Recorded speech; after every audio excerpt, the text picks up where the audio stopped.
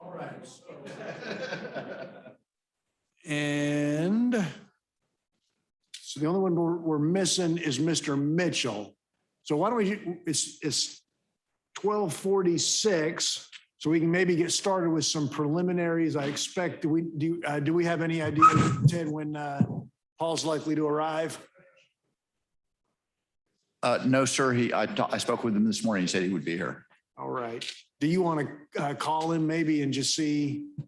I hate to start without him, but.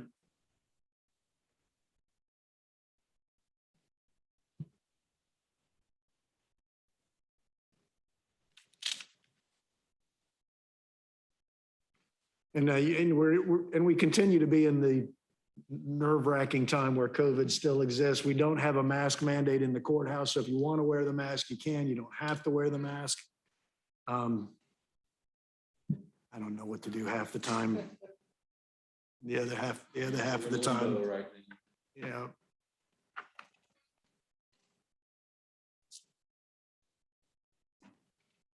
Sorry.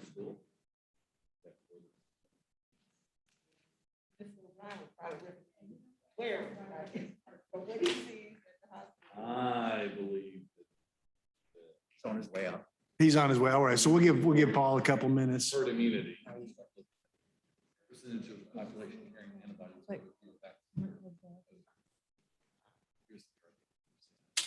Just it's clear. I'm the girl. Communities that are They about do that. it, they'll do it. At what percent? Right. That's mine. Never was.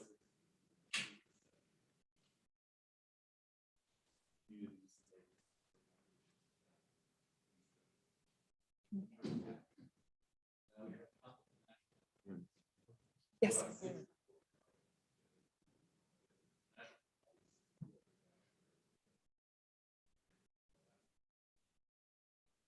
Consideration.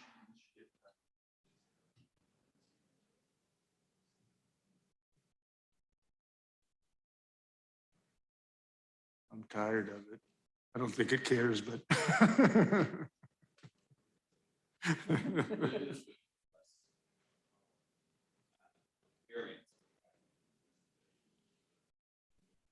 I saw it. Good. Yeah, because it doesn't want to. Yes, I'm following.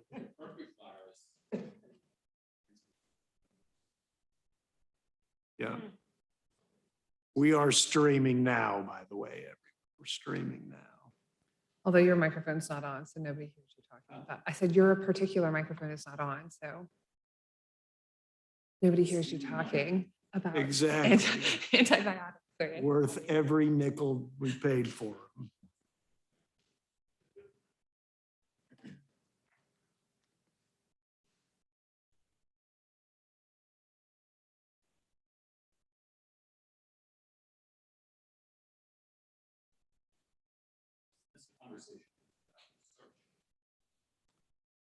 Yes. What do we do? What do we recommend to the council?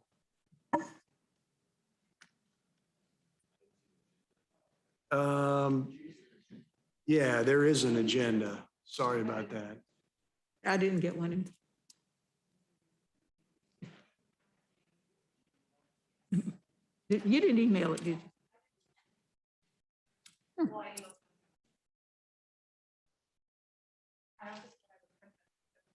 Thank you. Voila. Thank you.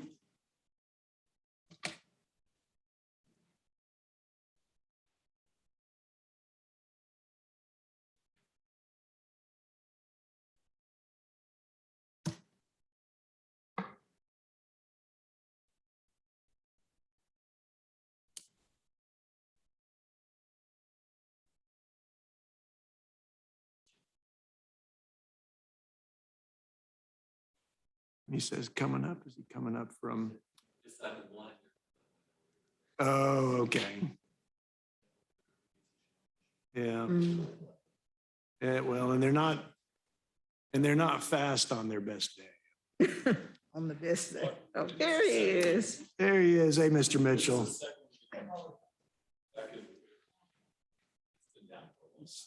Somebody, Yeah, it has. I don't know the answer. The man of the We've been refurbishing elevators for about the last 4 years. I have too many jobs. We've done I some know. of each. It's a more complicated story than you would think. No fun.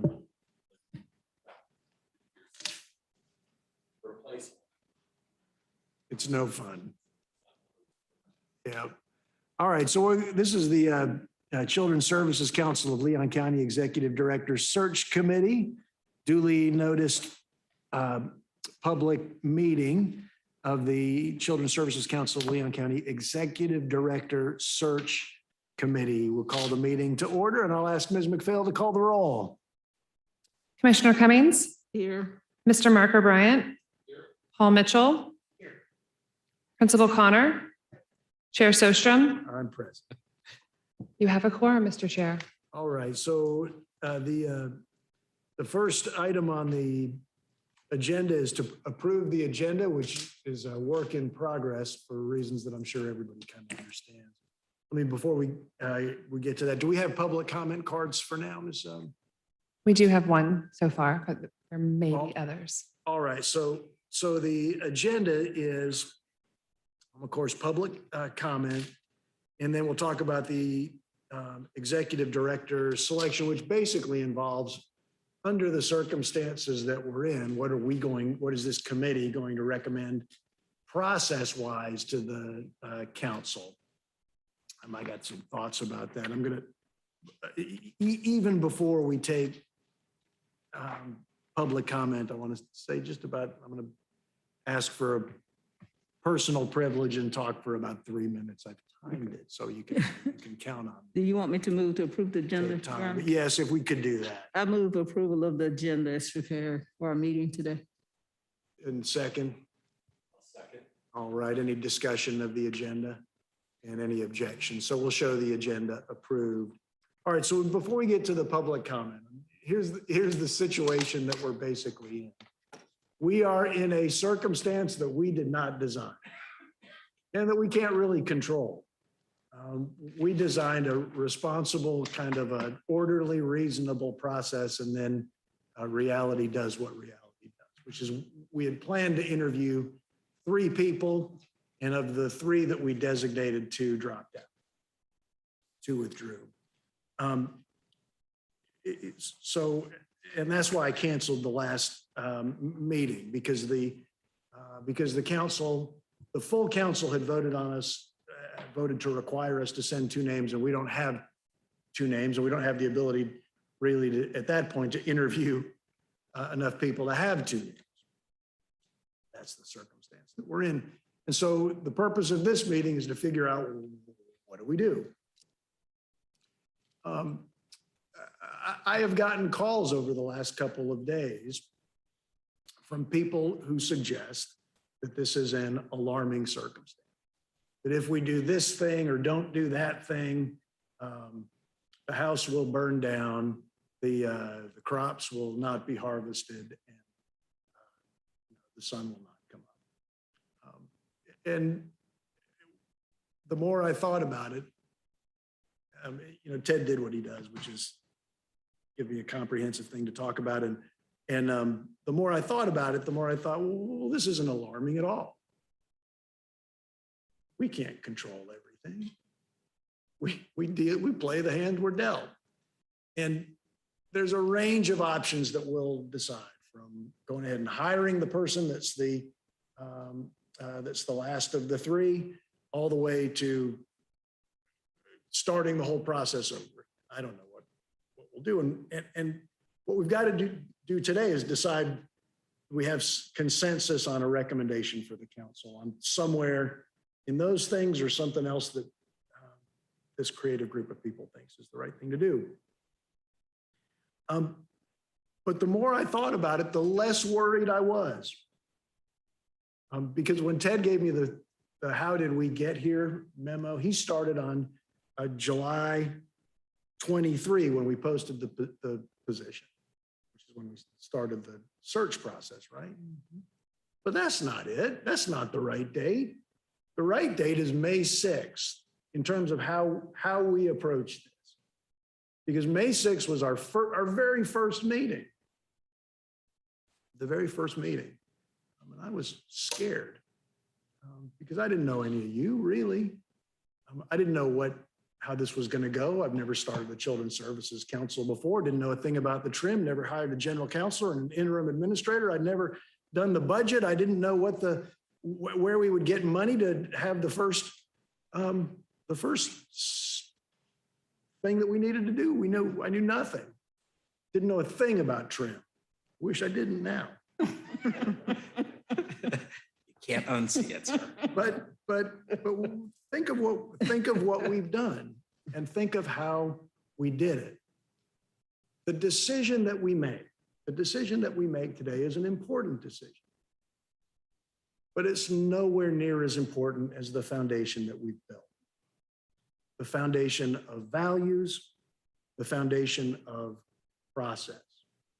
So what I expect will happen today is that we'll get to the end of today and we'll work our process. And what is our process? We will hear from the community. We will speak our minds. We will listen to each other. We will strive for consensus. We will assume each other's good faith. And at the end of the day, we'll decide. And I am confident because of the foundation, because that is the foundation that we've built. At the end of the day, the sun will come up tomorrow. Bet your bottom dollar. The sun will come up tomorrow and we'll move forward. And it may work great. And we may have to adjust like we've already had to adjust. But we've earned the right to trust each other. We've earned the right to trust this group collectively. So I would ask us to keep those thoughts in mind, and I would ask the public when they're talking to us, if you want to yell at us, you can. We've been yelled at before. It's not that bad. But I would just ask that when the public is talking to us and when we're talking to each other, that we remember the foundation that we've built. Our first public comment. Ms. Katrina Tegerson.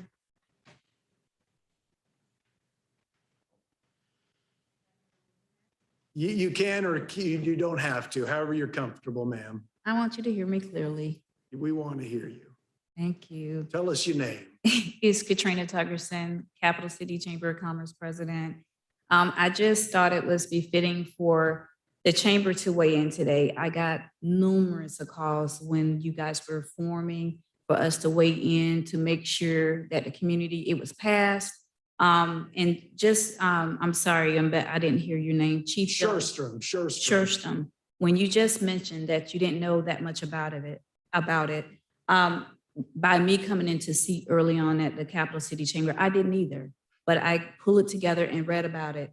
And I thought when the process came about, and I saw that you couldn't control the process, but I just wanted to come in and weigh in that Capital City Chamber has to be in a more philanthropic role sometime than other facilities because of the economic development. And it also starts with the home, the children, and all of that.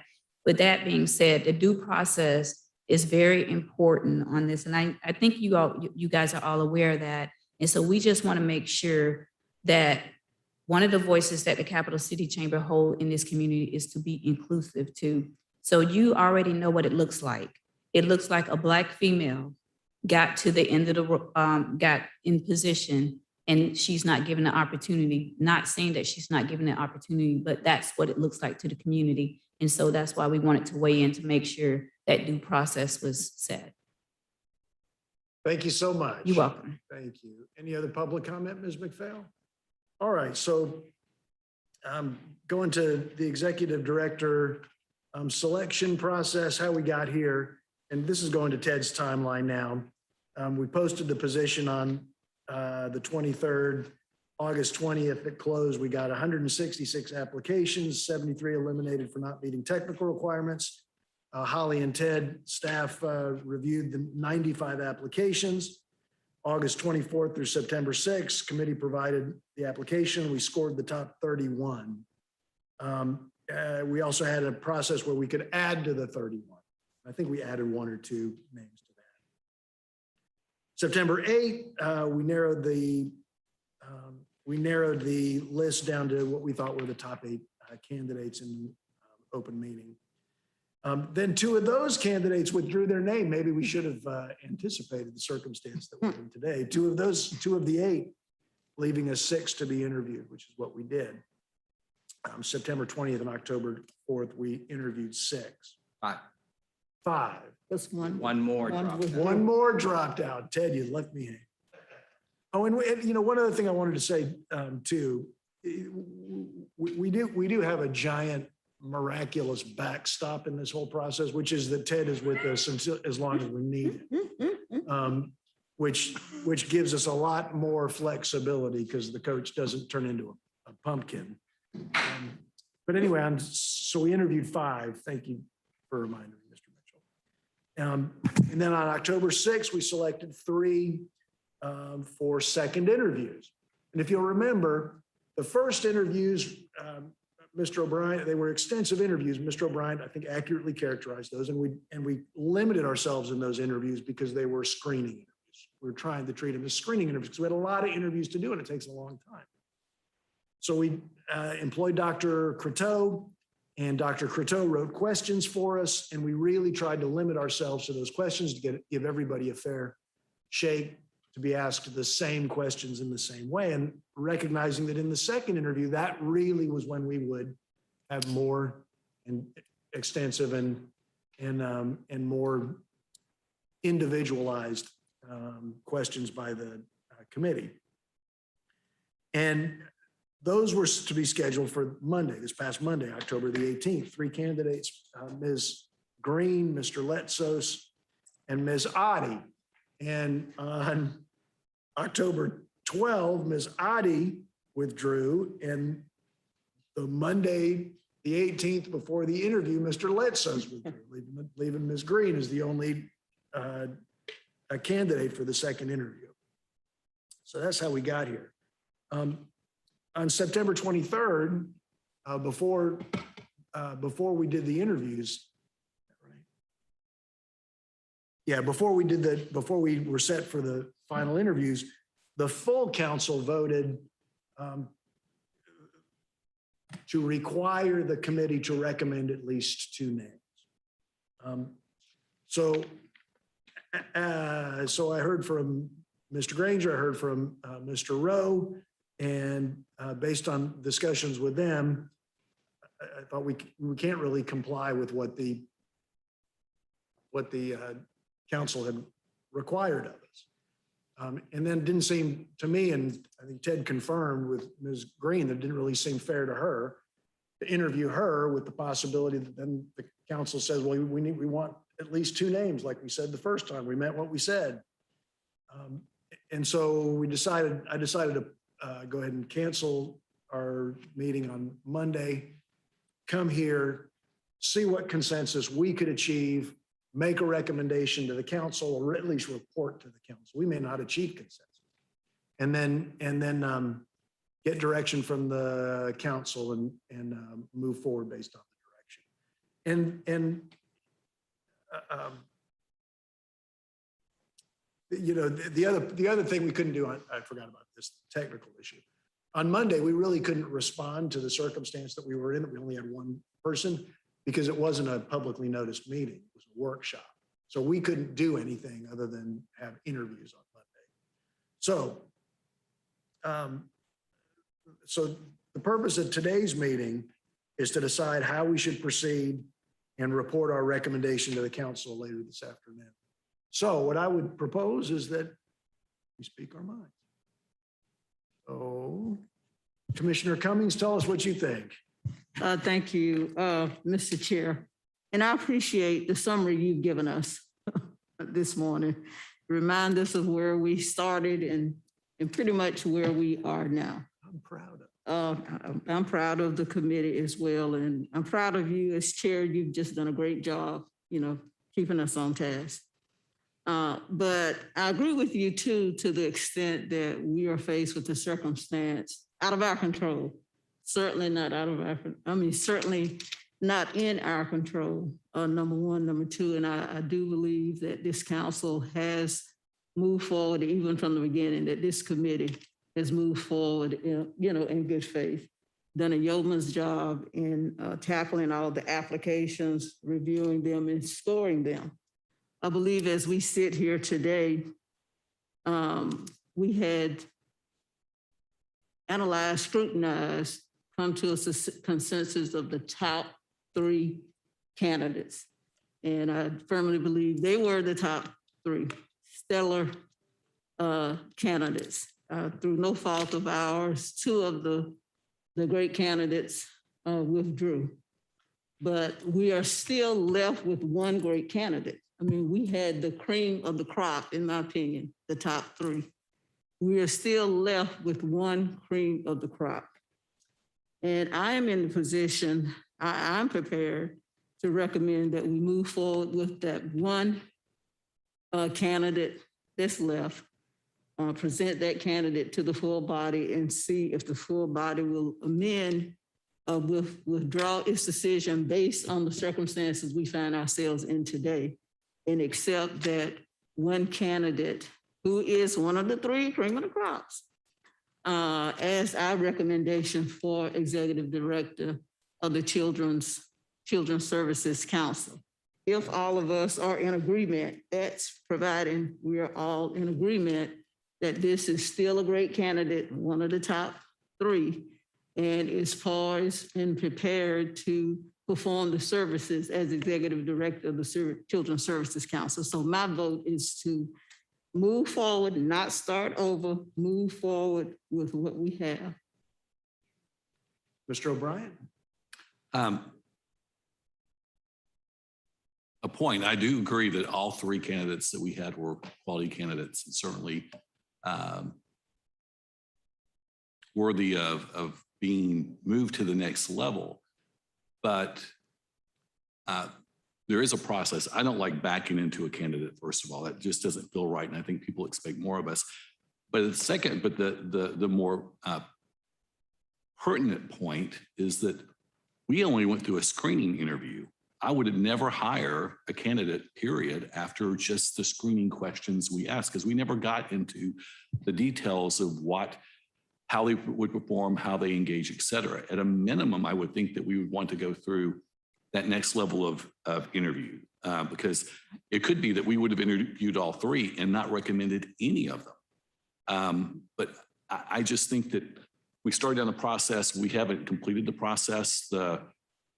I would not feel comfortable based upon the screening interviews we conducted, making a recommendation to hire. I don't feel comfortable that that's a sufficient vetting process. May I just make a clarification Sure. of my position? I believe we had adopted the process that we would make the recommendation to the full council and that those individuals would go before the council for interview or questioning by the full council. I believe that was our process. So my position is that we put this individual forward and stick with our process as far as that individual going before the full council. So no, I'm not advocating that we deviate from our process. Well, the thing is, our process is still incomplete. That's my point, is that we haven't gone through the second interview even to make that recommendation to the council. We were going to go through a vetting process. We're down to 1, but that doesn't automatically qualify that individual for a recommendation.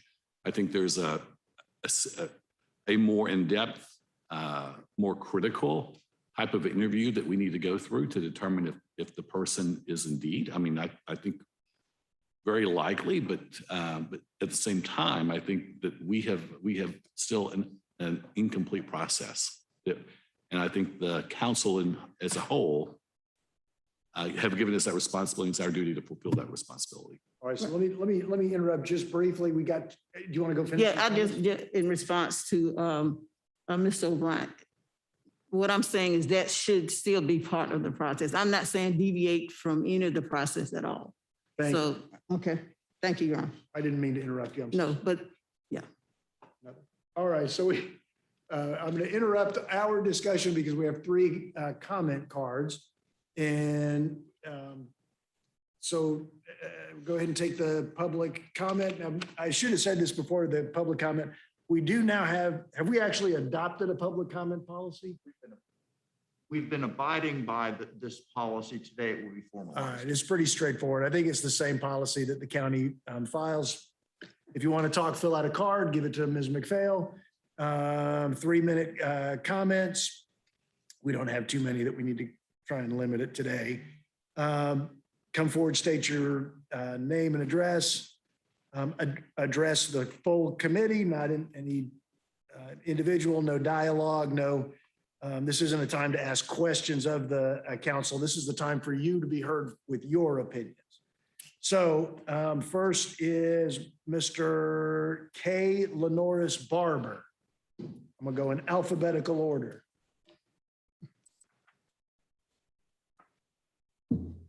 Good afternoon. Kayla Norris Barber, 527 West Brevard Street. I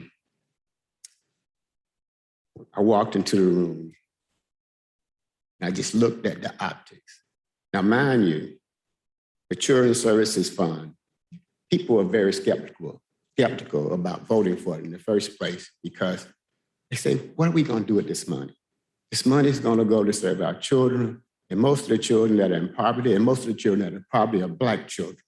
And I walk into a room, and I've been monitoring the process, but I walk into this room and I see 4 white men sitting around a table with 2 Black women, considering the faith of a Black woman who has risen to the top of the process.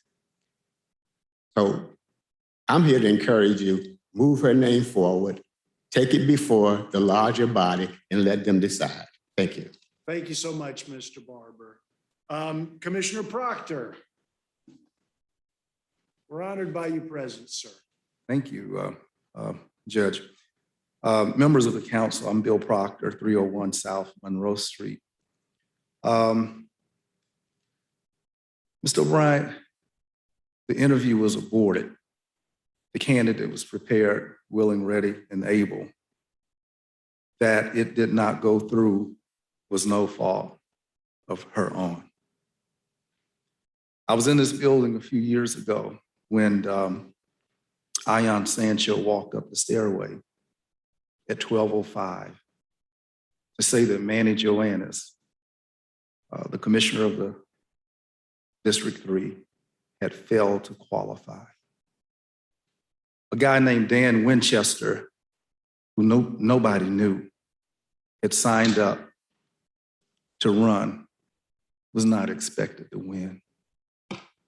But at 12:01, Joannis's failure to qualify per the rules disqualified his name from being on the ballot. A public official, a public election. And to the extent that for those who are public officials at the table, there are rules set. And for those who would have their names on the ballot, and for whatever reason they fall to the wayside, the supervisor does not reopen because he's dissatisfied with the lone remaining name. I wrote you all day before yesterday, I think I've laid that out, that the public has committed dollars here.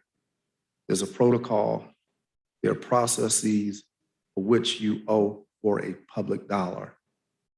I'm aware, you're aware, you know I did not support the establishment of this council because I was not sure if it was going to be a whimsical buddy-buddy club that you make up rules that are not germane to public processes with public taxpayer dollars. The next reason I am here is because for more than 30 years, and this would seem weird, but you can tell a lot about a person the way they sit in a church. And for more than 30 years, I have, don't laugh, Judge. Don't tell me, you slump down in church and just go to sleep, disappear from sight.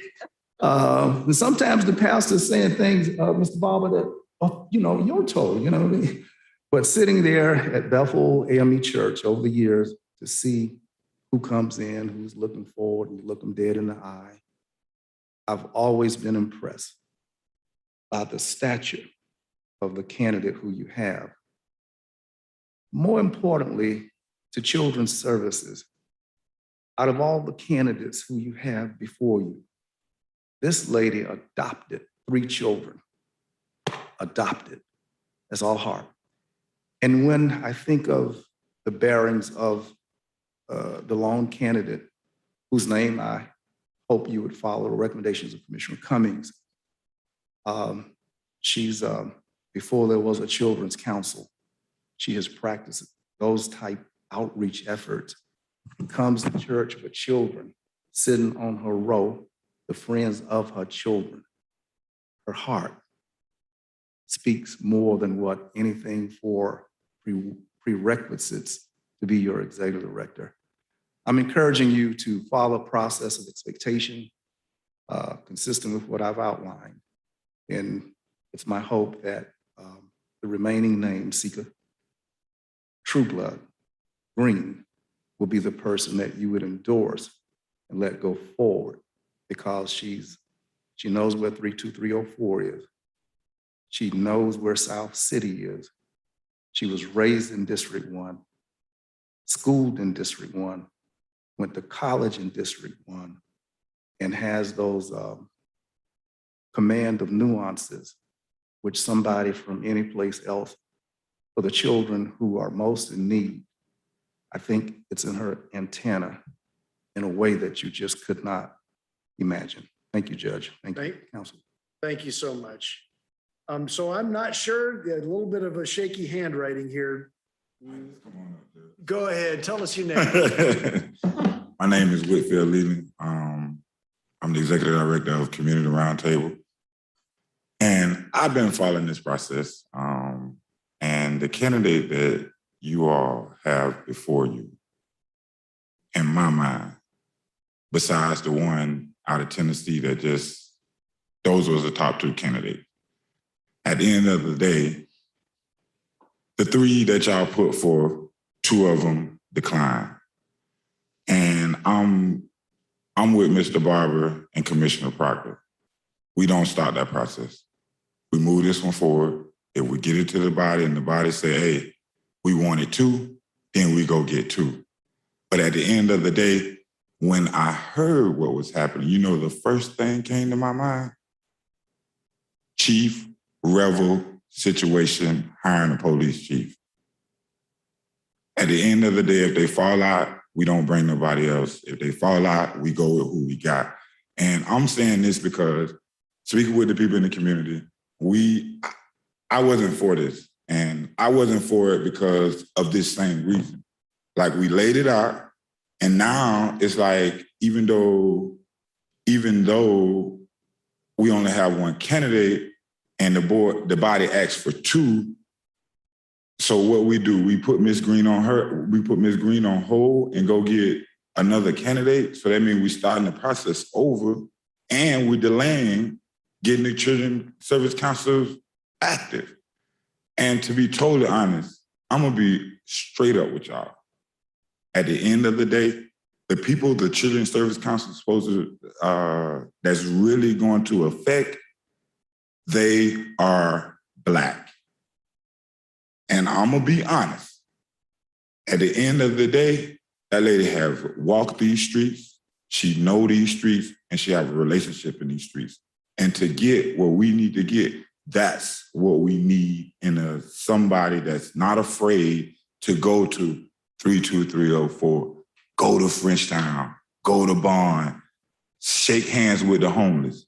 That's what we need. And if that's what we're looking for, we move forward and let the body decide. I have no doubt in my mind that this community, and I speak for this community, they support Mrs. Green. We looked at all y'all candidates. She's the only one standing. That's who we support. And I ask that this body, just for the trust of the community, move her forward and leave it to the decision of the greater body, and then see what happens after that. Thanks so much, Mr. O'Brien. Did you want to ask him a question? Yeah. Oh, okay, all right. Thank you so much for your comments and for being here and taking the time today. All right, so we're back to our discussion. Mr. O'Brien, go ahead, you're recognized. The comment and the clarification, for the people in the audience. In no way was I suggesting we disqualify Ms. Green. For those who were in the audience who did not participate in the interview process, we went through a series of screening interviews, set questions. We were not able to ask questions that were beyond the set identified questions. It was designed to be a screening interview, not a critical interview, which they did rise to the top. The process that we adopted was to have that and then go to the next interview where we could ask more substantial questions related specifically to the job. Now, that's the process that Commissioner Cummings and I are talking about, following that process. It's not starting all over. It's not basically disqualifying the candidate. We need to follow the process and go through the full set of interviews like we had adopted early on. That's what the clarification is. It's not to disqualify Ms. Green Thank you. or to start all over. Thank you so much, Mr. Bryant. Principal Connor. Okay. My position would be to go along with what Commissioner Cummings has said. From 166 applicants, she's risen to the top. Out of those 3, she was the last one standing. Not just because she's the last one standing, but because she's well qualified. In addition to that, coupling that with what you said, taking her name to the council to say, this is our recommendation, with the recommendation of let's have that open forum where we can pose those questions to her. That's what I would recommend to how we would move forward.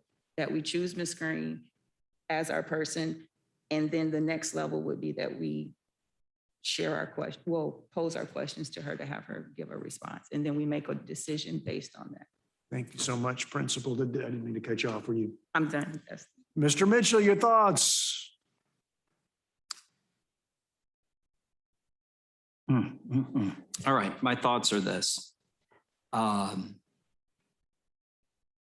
appreciate your comments at the beginning, Judge. I appreciate the trust that the 10 members of this body have established, and the respect that each of us has established for the other. And I appreciate the folks who have come today and the folks that have come to the last meetings. I shared with Mr. Granger earlier today that I'm a guy that when I get in bed and I close my eyes, I fall sound to sleep until 5:45 in the morning and my eyes open. I'm a light switch on, light switch off kind of guy. That's just the way I am. That's why you're the treasurer. That's why I'm the treasurer who slept very little last night. And I'll tell you why. The comments that were made today, I knew were going to be made today. And I really struggled. I dug inside.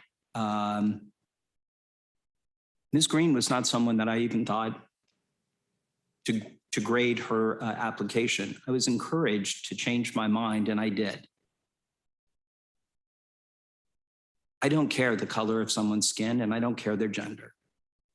What I do care about is that the voters of Leon County who have entrusted this body by establishing this body with $10 million a year hire not the best one left, but a very qualified executive director. When I looked at the scoring in each one of the processes, and Mr. O'Brien, you're absolutely right. I never got to ask any questions at all. And my opinion may have changed on Ms. Green if I could have, but I didn't. When I looked at, when we went through the interviews, I remember thinking to myself after 4 interviews, oh gosh, I don't really feel comfortable with any of them. I looked at the job description. I went through 166 applications to find one that I thought was qualified. And it turns out we all voted that person in the middle of the pack. That was the one name that got added. But when I looked at those applications, I didn't look at them as who's a woman, who's a man, you know, who's Hispanic, who's Black, who's white. I just looked at them and I looked at the job description and what we were looking for. And so while I really do, I appreciate the optics, and that's the word that's been used. And I'm sorry that I'm white, and I'm sorry that I'm a man. I really am, because I would like to have my opinion valued by someone who sees that optic. And I get the fact that they can't. And I sort of appreciate where all of us are. I'm not comfortable with just one candidate I'm not comfortable. And I'll say this. My original motion at TCC was that we take the top 14 candidates, and everyone thought that was too many. Ms. Green was number 6. Ms. Oddie was number 1. Mr. Letzos was number 2. That was just on paper. And then in sort of a programmatic paper-like question way, suddenly number 1, who was number 1 by a good margin, Ms. Oddie, became number 3. Mr. Letzos, who was number 2, became number 1. And Ms. Green, who was number 6, became number 2. Because we followed the process.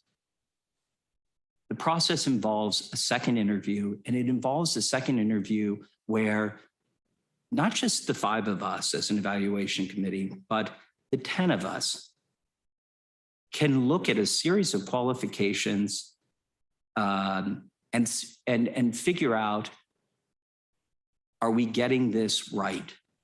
And put aside our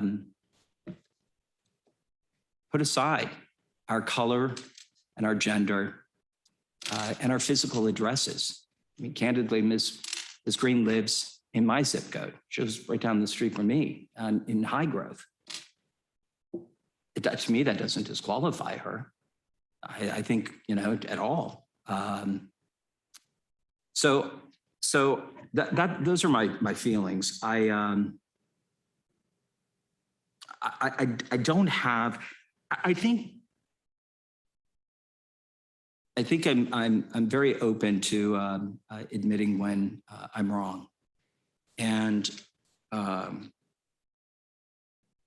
may look back on this and say I was wrong, and I have no problem admitting it.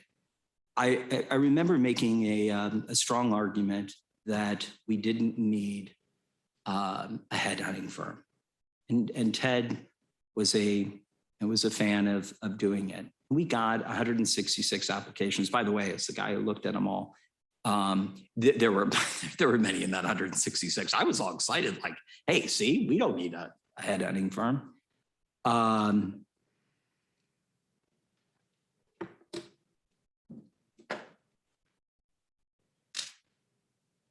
So I'd sort of like to consider not eliminating any of the 32 that we thought qualified, but casting a bigger net to see if there are others. For example, during this process, 2 things have occurred. One, I have been lobbied heavily, some appropriately, some not so appropriately, for certain candidates. I did my very best to ignore the lobbying and focus in on what our job was. And I think successfully.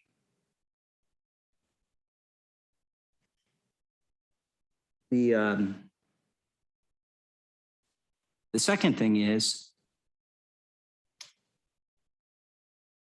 in looking at the 32, just the pool of 32, is it possible that at number 9, if number 6 rose to number 2, is it possible that number 9, in this pool of people who we could ask questions of, is there somebody there that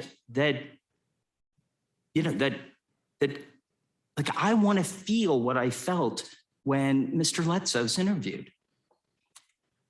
Judge, I'm going to stop because I I am not comfortable with making a recommendation to the full board, with the one possible exception of either employing a firm that will include in their search 32 to take, to ask, to have this body look at the job description and maybe really scrutinize what we're asking for and make it clear to the community. The minimum of four phone calls that I received of people who thought we had already decided who we wanted. So I got lobbied for candidates, and for people who said, you know, this is a waste of time because you guys already know who you want. To which I was like, I was baffled. I thought, I don't even know any of these 166 people. So what I'm comfortable with is figuring out a way to expand the search at a minimum to what my first motion was, and that was the top 14. See if the top 14 would like to be considered.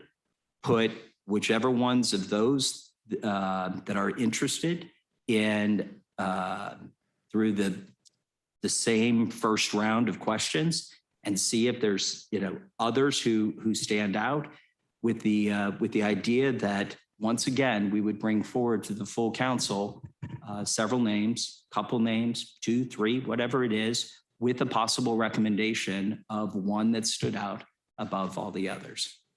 Thank you so much, Mr. Mitchell. Commissioner Cummings, you're recognized. Thank you, Mr. Chair. I appreciate the comments from my fellow committee members today, from Mr. Mitchell as well. But I have an overarching concern, Mr. Chair, about the integrity of this process. Okay. To this point, I don't believe the integrity of the process has been questioned, and I don't believe at this point it's questionable at this point. You very gracefully said, we found ourselves in a situation that we did not create, nor could we control to this point.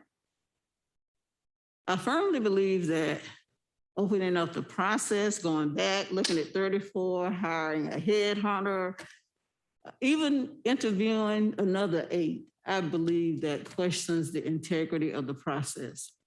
And even though I firmly believe that everybody on this committee is colorblind, I don't believe Mr. Mitchell looked at the applications and graded them based on whether they were black, white, or blue. I didn't. I don't believe any of us did. But I do believe we have to be concerned about the perception.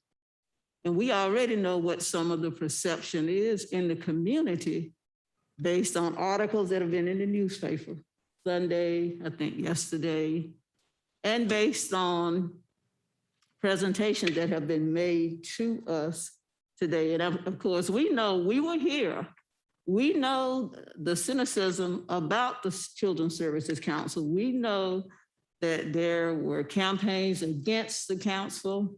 It passed overwhelmingly by the voters, but nobody knew going through that process. So I think that it's important to me as a member of this committee and of the full council that we maintain the integrity of the process. I think going back, starting over, we might very well lose what I believe is one of the top 3 candidates that we have before us right now. I believe from a procedural standpoint, Judge Sustrom, I believe what we need to do is see if the full council is willing to allow us to advance one candidate. Because remember, the full council voted that we shall submit a minimum of 2 candidates for their consideration. So I believe at 2:00 today, if the full council is agreeable and will vote to amend their requirement that we bring forth 2 candidates and allow us to bring forth a candidate or just reduce that requirement of minimum of 2, that would allow us to proceed with our process, Mr. O'Brien, which is ask the tough questions to the one candidate standing right now. That's the process we would have done this past Monday, but the other two dropped out. Complete that process. And if we are comfortable as a committee with advancing that individual, then we do so to the full council. Allow the full council to then engage with that candidate as well. And I think that's the process we had envisioned initially, Judge Sushram. We didn't encourage any of the individuals that withdrew to withdraw their names. You know, we certainly prayed for one of the candidates who's suffering illness in the family. The other candidate who we were all impressed with said, I'm just not the right person. He impressed us in his interview. He rose to #1. But I believe in his letter, he's saying, well, that level of service to those individuals is just not my forte. I'm interested in services on another level. We didn't know that. We didn't get the opportunity to interview him at that second step. And perhaps if we had Monday, his candidacy would have dropped to maybe #3 rather than #1. But my point is this, Judge Sushram, I do not want us to get in a position where our integrity is questioned. And I think the right thing to do, the honorable thing to do, the due process thing to do for this one candidate standing is not to punish that one candidate, but to move forward with our process, providing the full council says you can recommend one person to us. Now, if the council today, if you accept what I'm saying, if the full council today says, no, we want a minimum of 2, then we don't have a choice but to go back to the drawing board, okay? But I would like to give the opportunity to the full council today to say, we will allow you to bring forth one candidate. And then we as a full council will interview that one candidate. Oh, Mr. O'Brien, you're right. As a point of clarification, I think you and I are, On the same? Okay, great. so the idea though is that we will follow the process, do the second interview, the more critical interview with the candidate at this level, and then make recommendations to them. Right, if the full council says, but otherwise it's moot. But your because- suggestion is that full council has to say, we're okay with you just presenting one candidate. Right. And if they say 2, then that does. We've got to go necessitate back. We don't go have a back and choice. find additional- Right. They've already told us a minimum of 2, but nobody could foresee the circumstance that we are in right now. So I'm going to characterize your suggestion I'll move. as the conclude the process that we start. Absolutely. All right. So let me, anybody else want to talk? So, Just by Mr. O'Brien. Just to make sure everybody understands, the reason why we're doing this is because we are responsible for choosing a candidate who can fulfill the needs in a very constructive way. We need to feel assured that we are asking the right questions and getting the right answers. I think that's the responsibility that we have. Right. I wouldn't have recommended, going back to Mr. Mitchell's comments, I wouldn't have recommended any of the 3 as a recommendation to hire after the first interview, because that was not designed to be a hiring Yeah, we interview. couldn't anyway. It was designed to be a screening. Let's vet out and get the top candidates. Right. That was the design of it. Now we need to go to the next level. Right. So anybody else want to say? So for those of you who came and spoke to us today, let me just make real plain. We have not finished our process. What happened to us on Monday prevented us from finishing the process that we designed. And so now we're trying to figure out what to do with how to play the cards that we've been dealt, which is that the council required us to recommend 2 and we don't have 2 to recommend. And so what I'm going to characterize Commissioner Cummings' view is that we finish the interviews, finish the one interview, which is the last part of the process that exists, but with only the one candidate who remains. After that, if we do that, then we will have to decide, can we recommend that candidate or can we not recommend that candidate? We may not, depending on how that interview goes, we may not feel comfortable with recommending that one candidate. If that happens, we are building some delay into the process. One of the reasons why I went through, in addition to, I just wanted to pat us all on the back. One of the reasons I went through going all the way back to May 6th is to remember how fast we have moved.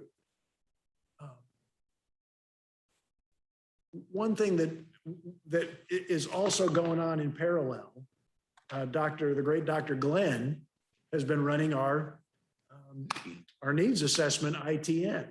And I will say that her committee has gone a lot more to plan than mine has. We will at some point have the results of that report back. So if we end up building in some delay, there's advantages to time as well.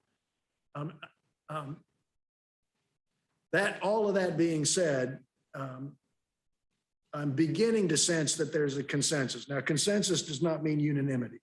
And I'm not asking for you to, for anybody to take a position that they disagree with.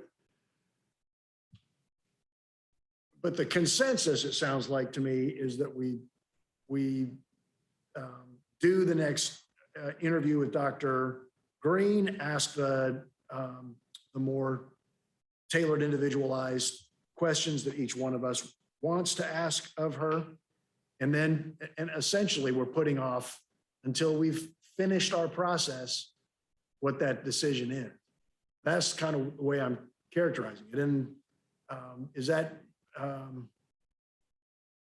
don't know if anybody wants to respond to that or not. Let me respond, seeing as though I seem to be the one voice that isn't supportive of Mrs. Green. But I'm totally comfortable with that, Your Honor. I can totally live with that, and perhaps Ms. Green will impress me something that, I looked back at the original scores, and I'm not at all surprised to sort of hear where everybody's falling. But I also look at the job description. We created a job description, and so as long as I was in good faith going through the process of interviewing for the second round, the 3 applicants, and was hoping to learn something of all 3 of them. So I'm going to learn something of one of them. And if in the end we don't feel like she's up to snuff, then we say, let's start the process again. As long as everyone sort of is okay with that, I have no problem finishing this process. I do want to point one thing out, though: the integrity of the process.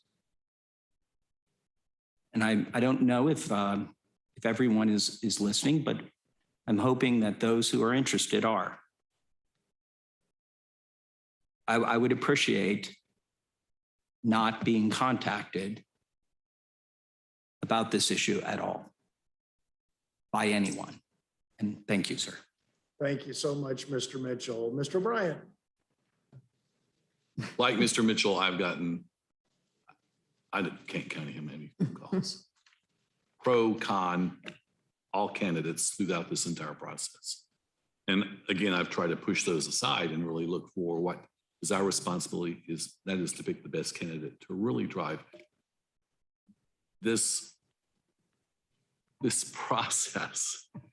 We are shaping the lives of children. we are impacting generations to come. We hope. We're going to be measured not on who we hire, but how well that person does in shaping those lives.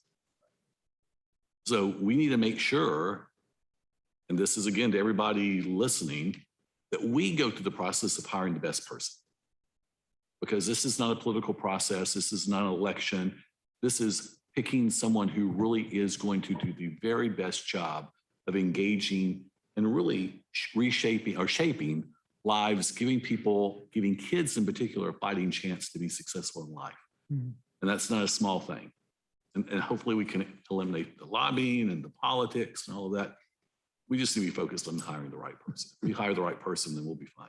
All right, so Commissioner Cummings. Yes, very briefly, Mr. Chair, I agree with Ms. O'Brien and Mr. Mitchell. I believe we've all been lobbied for one candidate, another. I'm sure you have to. A little bit. But hopefully that doesn't deter us from doing what's right and following the course. But just for clarification, Judge Surstman, we know the council voted and we were supposed to bring forward 2 candidates. So is it appropriate at our meeting today to address that, to see if the council Yes. So today? here's what I am proposing is that the council gives us authority to interview only one, the only one candidate who's been through our process so far and is still in our process, and make a recommendation to hire that candidate or conduct more interviews or do some other process, that we would have full authority after the second interview to make our best recommendation to the council. Okay, great. Well, I agree with that, Your Honor, and I'll make that motion if you want to. There's a motion. Is there a second? I'll second. All right, it's been motioned and seconded, and so we're gonna treat Mr. Mitchell as the second because he was quicker than you were. Okay, I'll take that. Built for speed, and I think we've had plenty of discussion, and I think it's unanimous. Excellent. All right, very good. So our work is deferred. Where am I on my expanded agenda? Mr. Granger, help me out. Next meeting dates. Next meeting date. So I'm not sure that we can really have a next meeting date at this point until we hear back from the Well, Your Honor, council, but could we maybe come up with a proposed one, assuming that it's a unanimous decision here, that counts for 5 votes. my only hesitance in doing that is my assistant isn't here and Oh. and I'm afraid of my, You don't Forgive have me. calendar? Ms. Cummings knows what Lorraine will do to me if I try and calendar sir. something without her being present. Got it. So, yeah, so Holly, do we need to say anything other than that we'll have another meeting? Not. Okay, so with the Ms. Goss or Ms. McPhail will circulate meeting dates. One last member comment. I am so privileged to be part of this group. Thank you, thank you, thank you. Thank you. We appreciate you. We are adjourned until 2 o'clock. We have exactly 11 minutes. Okay. Thank you, folks. Clock runs next. Okay, and then we sit up here for this meeting. We sit up here